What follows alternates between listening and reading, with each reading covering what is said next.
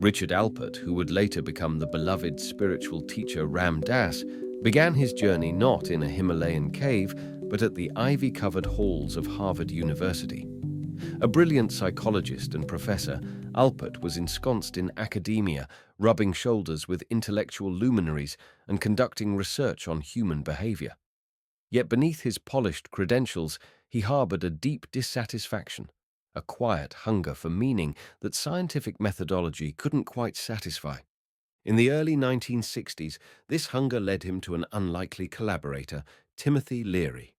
Together, they embarked on a controversial exploration into the mind's potential using psychedelic substances, notably psilocybin and LSD. Their experiments, part scientific and part spiritual, were intended to expand consciousness and dissolve the ego's illusions. Alpert experienced profound transformations, glimpsing dimensions of existence beyond the reach of rational thought.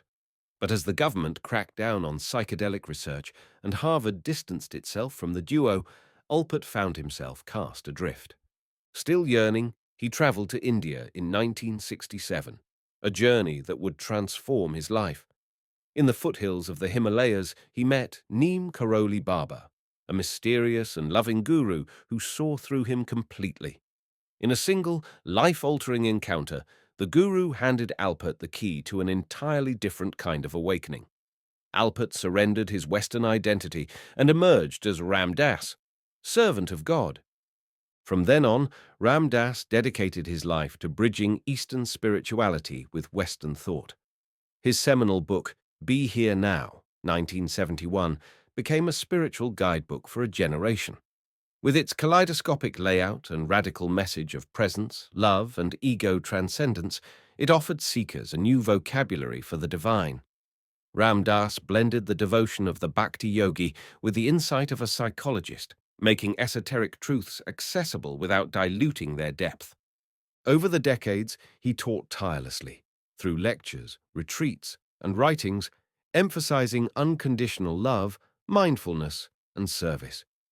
Even after suffering a debilitating stroke in 1997, which left him partially paralyzed and with expressive aphasia, Ram Dass spoke volumes through his silence and radiant presence.